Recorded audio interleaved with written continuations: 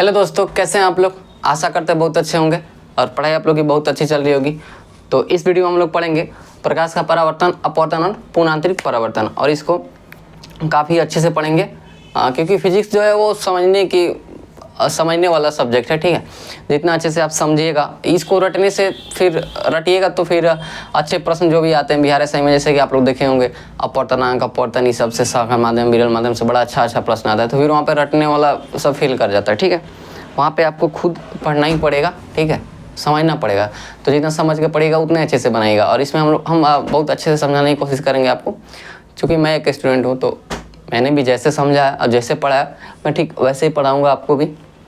Video आपको कैसा लगा ये आप लोग कमेंट करके ज़रूर बताइएगा। ठीक है, चलिए सबसे पहले हम लोग प्रकाश का परावर्तन पढ़ेंगे, फिर अपवर्तन पढ़ेंगे, फिर पूर्णांतरिक परावर्तन पढ़ेंगे। ठीक है, तो देखिए परावर्तन होता क्या है, रिफ्लेक्शन क्या होता है। रिफ्लेक्शन मतलब इससे सनलाइट आया, सनलाइट ही छोड़ दीजिए, हम लोग जाए और किसी दीवार में लड़ जाए तो फिर से वापस होंगे तो क्या होगा, लड़ जाएंगे दीवार में फिर वापस होंगे। तो ऐसा तो नहीं कि हम लोग पार कर जाएंगे, ऐसा नहीं होगा, दीवार को लड़ के वापस ही आएंगे। तो इसी को बोलते हैं परावर्तन। ठीक है, तो प्रकाश का किसी अपारदर्शी सतह से टकराकर वापस आना क्या कहलाता है, परावर्तन कहलाता है। जैसे ये देखिए 10th में हम लोग पढ़े हैं, ये एक सतह हो गया और इसको नीचे से पेंट कर दिया गया। इसका मतलब होता है ना जब ऐसे इसका मतलब है नीचे से पेंट कर देना। ठीक है, इसका मतलब हुआ नीचे से पेंट कर दिया गया इसको। ठीक है, नीचे से पेंट कर दिया गया। ठीक है, तो यहाँ पे मान लीजिए एक सनलाइट, ये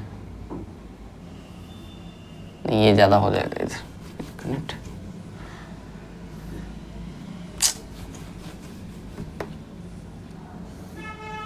हाँ ठीक है, ये और ये। ठीक है, ये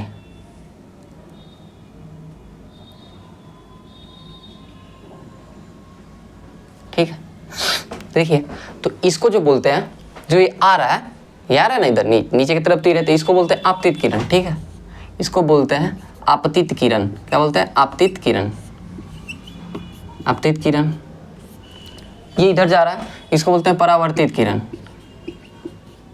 परावर्तित किरण। और ये जो ऊपर से एक हमने काल्पनिक रेखा जो डॉट डॉट कर खींचा है, इसको बोलते हैं अभिलंब। ठीक है, इसको क्या बोलते हैं, अभिलंब। ठीक है,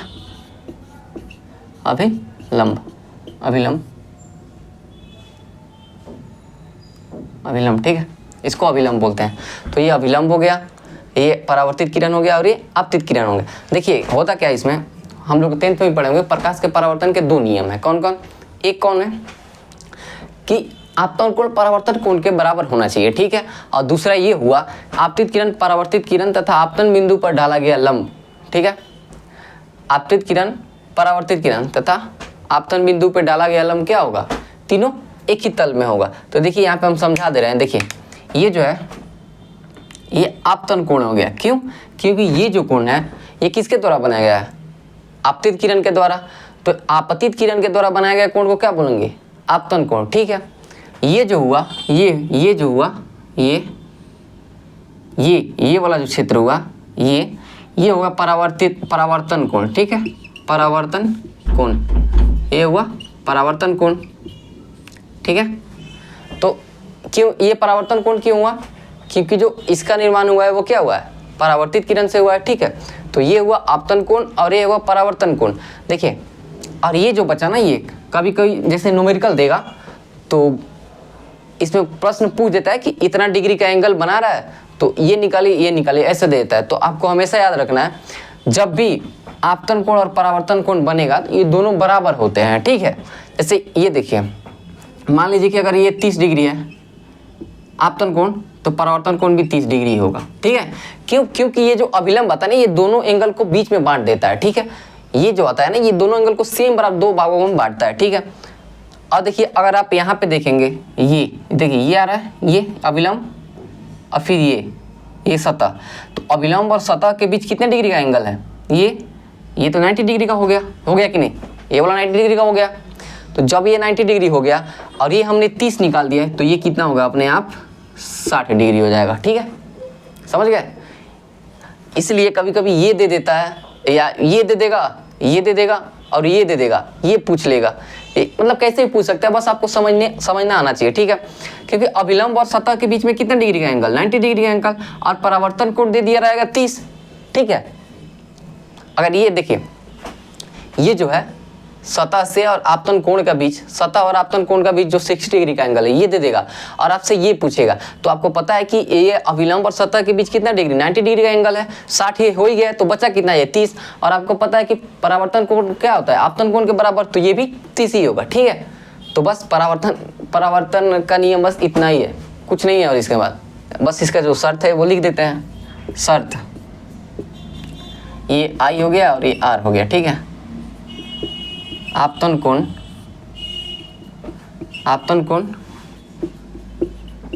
परावर्तन कोण के बराबर होता है,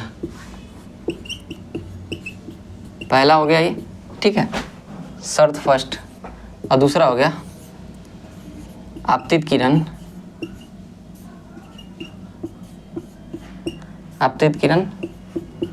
परावर्तित किरण, आपतित किरण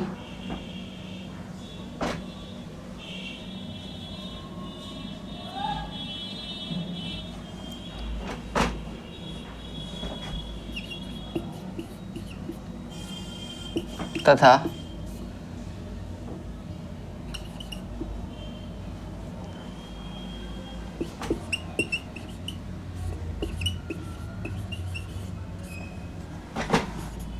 आपतन बिंदु पर ढाला गया लंब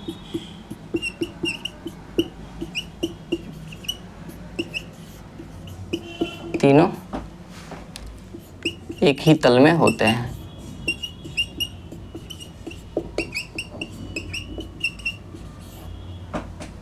जैसे ये आ गया यहीं पे, ठीक है, इसका मतलब ये हुआ, ये यहाँ पे आ गया, ये परावर्तित किरण और ये आपतित किरण पर डाला गया लंब, ये और ये कहाँ है, एक ही तल में है, तो इसका मतलब यही हुआ, ठीक है।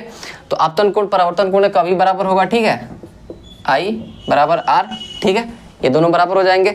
और आपतित किरण, परावर्तित किरण तथा आपतन बिंदु पर डाला गया लंब तीनों एक ही तल में होते हैं। मैंने जब इसको पढ़ा, शायद मैंने इसको 2021 से, हाँ 21 में पढ़ा था, तो मैं तो इसका पहले कुछ नहीं जानता था ये क्या होता है, 10th और 9th हम लोगों ने कुछ नहीं पढ़ा, मैंने कुछ नहीं पढ़ा, ठीक है।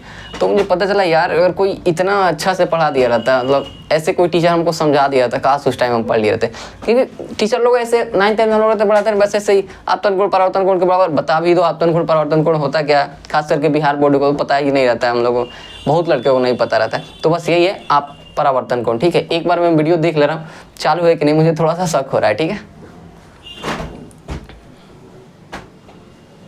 नहीं चालू है, ठीक है। तो ये परावर्तन कोण खत्म, ठीक है, इसका एग्जाम्पल भी नहीं पूछता है, ठीक है, मिटा देते हैं।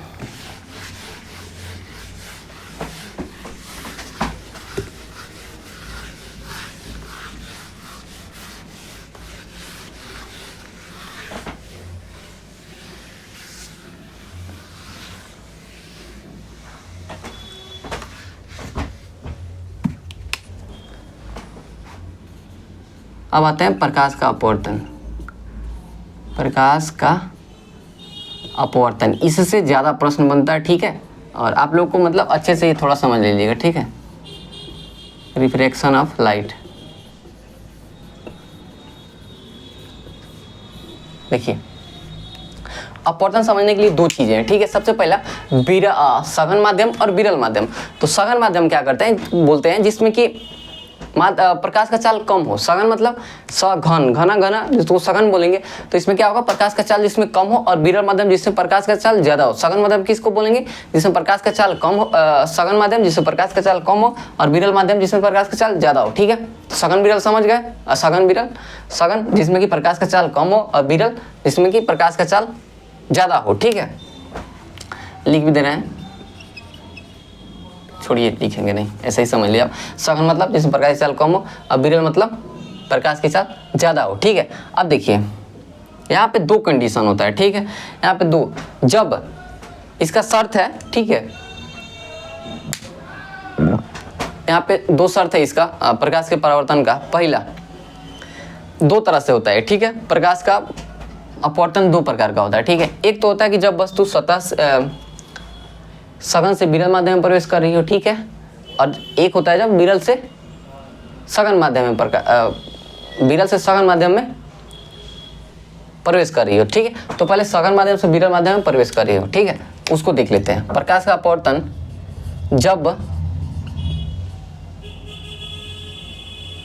जब प्रकाश सघन से, एक नंबर, ठीक है, दो होता है, एक पहले पढ़ते हैं। जब प्रकाश सघन से विरल माध्यम में प्रवेश कर रहा हो, विरल माध्यम में प्रवेश कर रहा हो, प्रवेश कर रहा हो, ठीक है। देखिए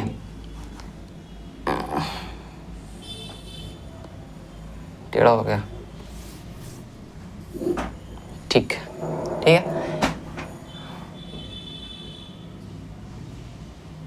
सेम इसमें भी अभिलंब बनेगा,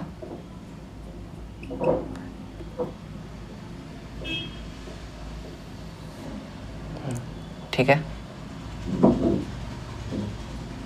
ये हो गया।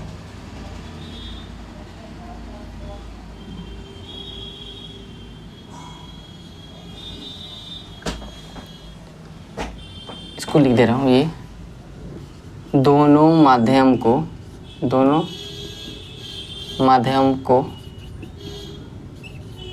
अलग करने वाली सतह। और इस पहले सघन से विरल में जा रहा है, तो ये सघन माध्यम हो गया, समझने के लिए, ठीक है, समझने के लिए सघन माध्यम, और ये हो गया विरल माध्यम। यहाँ पे लिख देंगे ये विरल माध्यम होगा, ठीक है, ठीक है, ठीक है, ठीक है, ठीक है। अरे आपतित किरण है, आपतित किरण, ठीक हो गया। ये तो अभिलंब हो ही गया, आपको पता ही होगा। देखिए जब सघन से विरल में प्रवेश करेगा, तो क्या होगा, जैसे सघन में मतलब कि स्पीड क्या है, कम है, लेकिन प्रकाश का स्पीड सघन में कम होगा। लेकिन जैसे ही ये क्या है, सघन और विरल माध्यम को अलग करने वाला सतह होगा, तो जैसे ही इस विरल माध्यम में एंटर करेगा तो क्या होगा, एकाएक इसका स्पीड क्या होगा, बढ़ जाएगा।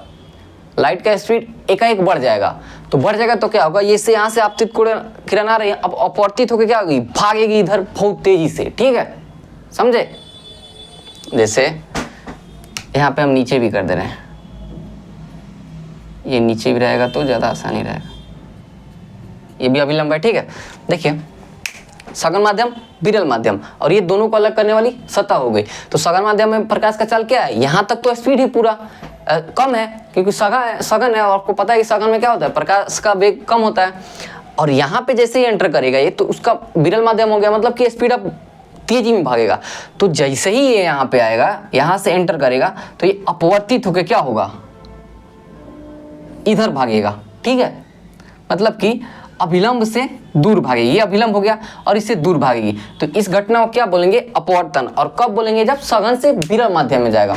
तो जब भी प्रकाश की किरण, आपतित किरण सघन माध्यम से विरल माध्यम में प्रवेश करेगी, तो आपको पता है कि सघन माध्यम में प्रकाश का चाल कम होगा और विरल माध्यम में ज़्यादा होगा। तो कम चाल से जैसे ही ज़्यादा चाल में बढ़ेगा तो क्या होगा, भागेगा। और कहाँ भागेगा, अभिलंब से दूर भाग जाएगा, ठीक है। तो यहाँ पे ये कोण क्या हो गया, आई, ये कोण आई हो गया, और ये कोण क्या होगा, आर हो गया। तो यहाँ पे क्या होगा, जब सघन से माध्यम में, मैं समझाने के लिए बता रहा हूँ, जब सघन से माध्यम में होगा तो कोण आर होगा, वो क्या होगा, कोण आई से ज्यादा हो जाएगा। क्यों, क्योंकि भाग रहा है, ठीक है, भाग रहा है, तो अभिलंब और इसके बीच का जो एंगल है वो क्या होगा, ज्यादा बनेगा, ठीक है। विचलन, ये अपवर्तित किरण हो गई, ये अपवर्तित किरण हो गई, अपवर्तित किरण, ये अपवर्तित किरण, ठीक है, ये अपवर्तित किरण, ये आपतित किरण। तो जाहिर सी बात है, इससे क्या होगा, ये कभी भी ज्यादा होगा, क्योंकि ये दूर भाग रहा है। तो दूर भाग रहा है तो इससे क्या होगा, ये एंगल ज्यादा बनेगा, ठीक है। तो ये कब हो गया, जब रिफ्लेक्शन ऑफ प्रकाश का अपवर्तन तब हुआ जबकि प्रकाश कहाँ से एंटर कर रहा है, सघन से विरल माध्यम में। जैसे सघन में स्पीड कम है, जैसे ही जाएगा विरल में स्पीड ज्यादा हो जाएगा, तो अभिलंब और आपतित किरण के बीच का एंगल बढ़ जाएगा, और कोण आई से कोण आर क्या होगा, हमेशा ज्यादा होगा। तो ये एक टर्म कंडीशन है, ठीक है। तो ये कितना आसानी से इसी को तो बोलते हैं प्रकाश का अपवर्तन। और प्रकाश का अपवर्तन दो तरीके से होता है, एक तो जब सघन से विरल में और एक जब विरल से माध्यम। तो हम लोगों ने सघन से विरल में देख लिया, ठीक है, समझ में आया कुछ, अच्छा लग रहा है। और ये दोनों माध्यमों को अलग करने वाला सतह है, ठीक है। अब देख लेते हैं हम जब विरल से सघन में प्रवेश कर रहा हो, ठीक है, यहीं पे देख लेते हैं, फिगर यही रहने देते हैं, ठीक है, ज़्यादा कुछ करने की क्या आवश्यकता है।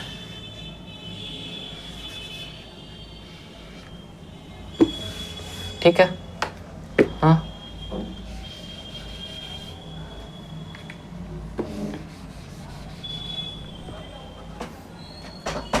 ठीक। जब प्रकाश विरल से सघन माध्यम में, अब देखिए क्या होगा। अब यहाँ पे हम दे रहे हैं विरल, इसको विरल माध्यम में मान लिए, इसको विरल माध्यम और इसको मान लिए सघन माध्यम।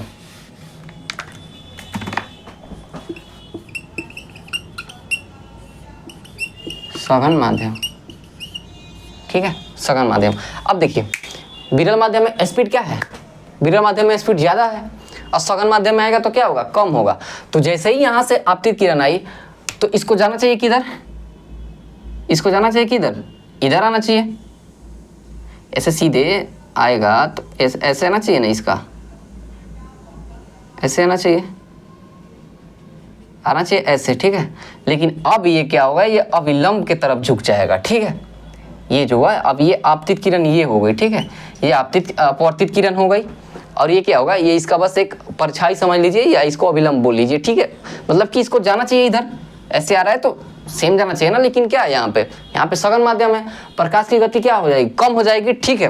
तो ये जो बनेगा अब ये R हो गया और ये I हो गया।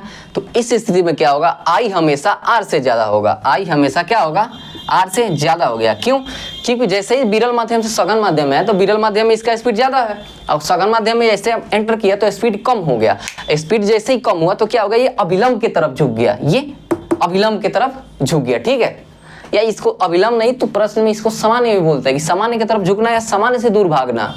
प्रश्न ऐसे पूछेगा जब सघन से विरल में जा रहा है तो क्या होगा, अपवर्तित किरण होगी, वो कहाँ जाएगी, जब सघन से विरल माध्यम है तो सामान्य से कहाँ जाएगी, दूर भागेगी। और जब विरल से माध्यम होगी तो समान से कहाँ जाएगा, नजदीक आ जाएगा, मतलब कि उसके तरफ झुकेगी, ठीक है।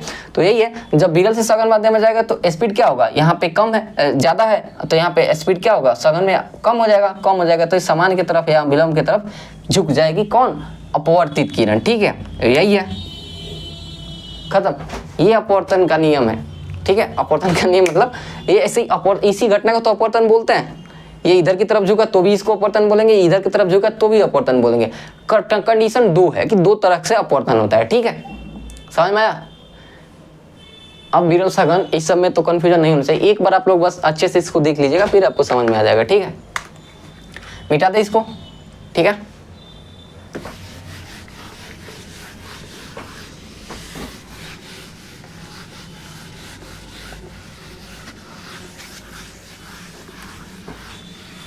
इसका उदाहरण कुछ लिख ले रहे हैं, ठीक है। उदाहरण, प्रकाश के अपवर्तन के उदाहरण क्या है,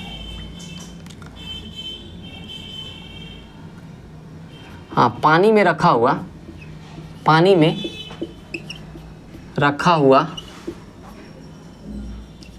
हुआ छड़ी का टेढ़ा दिखाई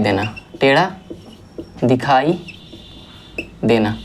ऐसे अगर अब पानी में वैसे कुआं बोल रहे हैं, पोखरा वोखरा होता है ना, या कहीं भी अगर बाल्टी में भी रखेंगे ना आप तो ऐसे डंडा है ना तो ऐसे दिखता है कि यहाँ पर रख के यहाँ से टेढ़ा हो गया है, वही होता है ये, ठीक है। तो ऐसे आता है यहाँ पे और ऐसे सघन से विरल माध्यम में जा रहा है, विरल सघन माध्यम में, तो ऐसे इसीलिए टेढ़ा वाला दिखाई देता है, ठीक है।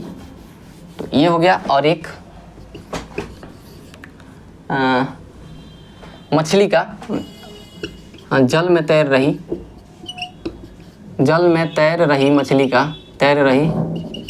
मछली का सतह से ऊपर दिखाई देना,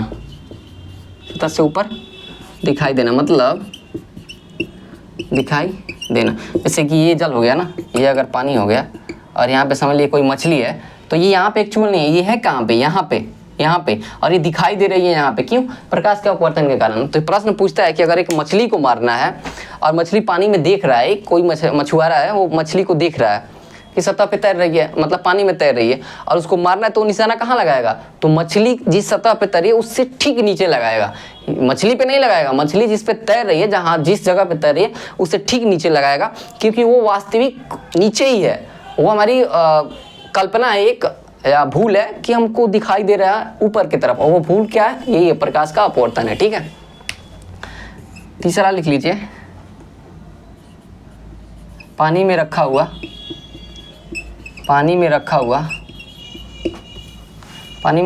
सिक्के का ऊपर की तरफ दिखाई देना।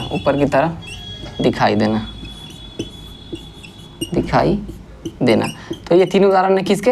प्रकाश के अपवर्तन के। ठीक है, मिटा देते हैं इसको। अब पढ़ते हैं वायुमंडलीय अपवर्तन। ठीक है, ये काफी इंपॉर्टेंट है, वायुमंडलीय अपवर्तन भी।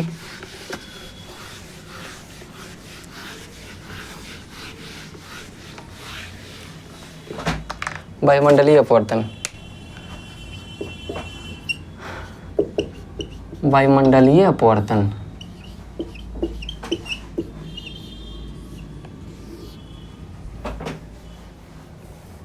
देखिए इसमें क्या होता है, मैं इसका बस उदाहरण लिखवा दूंगा और फिर आपको मैं समझा दे रहा हूँ क्या होगा यहाँ पे। देखिए, वायुमंडलीय अपवर्तन का मतलब ये हुआ, जैसे कि वायुमंडल में क्या है, हमारी परतें हैं, क्षोभ मंडल, समताप मंडल, आयन मंडल, बरही मंडल, मध्य मंडल, जो भी है सब है। ठीक है, तो इसमें क्या होगा कि ये जो है ना, ये माध्यम का कार्य करती हैं। देखिए, किसी का घनत्व ज़्यादा है, किसी मंडल का घनत्व ज़्यादा है और किसी का कम है। जैसे कि आपको पता है कि क्षोभ मंडल का घनत्व सबसे ज़्यादा होता है और बरही मंडल का घनत्व सबसे कम होता है। तो ये क्या करती है, एक माध्यम का कार्य करती है, किस? सघन और विरल माध्यम का। जैसे कि जिसका घनत्व ज़्यादा होगा वो क्या हो जाएगा? जिसका घनत्व ज़्यादा हो जाएगा वो हो जाएगा कौन? सघन माध्यम। जिसका कम हो गया घनत्व उसका कौन सा हो गया? सघन माध्यम, विरल माध्यम। ठीक है, तो सघन जिसका घनत्व ज़्यादा है और विरल जिस मंडल का घनत्व कम है। ठीक है, तो जैसे ही प्रकाश वहाँ से आता है तो इन परतों के घनत्व के कारण ये परतें क्या करने लगती है? सघन और विरल माध्यम का कार्य करती है और इसी से टकरा कर इधर उधर, मतलब प्रकाश की घटनाएं जो भी होती है उसको बोलते हैं अपवर्तन। ठीक है, तो वायुमंडलीय अपवर्तन किसको बोलते हैं? जब प्रकाश की किरणें आती है तो वायुमंडल में हमारी परतें क्या करती है? सघन और विरल माध्यम का कार्य करती है। ठीक है, और इसी परिस्थिति को क्या बोलते हैं? इससे टकरा के पास में आना या दूर जाना, इसी घटना को बोलते हैं वायुमंडलीय अपवर्तन। इसके उदाहरण हम लिख दे रहे हैं बस। ठीक है, इसमें ज़्यादा हम समझाने की कोशिश नहीं कर रहे हैं, आप लोग खुद समझ जाइएगा कि बस हम बता दिए ना कि माध्यम का कार्य कौन करता है? वायुमंडल की परतें करती हैं। ठीक है, तो उदाहरण इसका है, पहला उदाहरण। ठीक है, सूर्यास्त तथा सूर्योदय के समय सूर्य का चपटा दिखाई देना।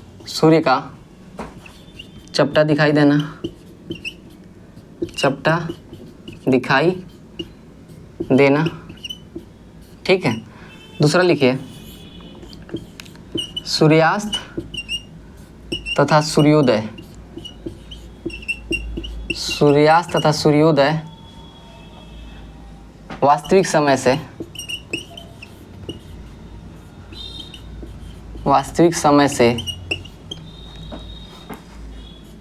कुछ समय या 2 मिनट कुछ समय पहले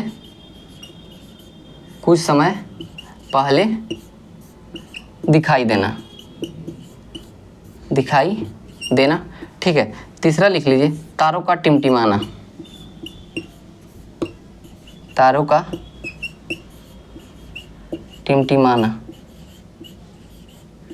ठीक है, तो ये जो 3 है ये क्या है? वायुमंडलीय अपवर्तन के गुण है। ठीक है, वायुमंडलीय अपवर्तन के गुण क्या है या वायुमंडलीय अपवर्तन के कारण क्या क्या होता है? तो सूर्योदय और सूर्यास्त के समय सूर्य चपटा दिखाई देता है। ठीक है, और सूर्योदय सूर्यास्त समय से कुछ समय पहले, वास्तविक समय से कुछ समय पहले दिखाई दे देता है। और तारों का टिमटिमाना। ठीक है, तारे क्यों टिमटिमाते हैं?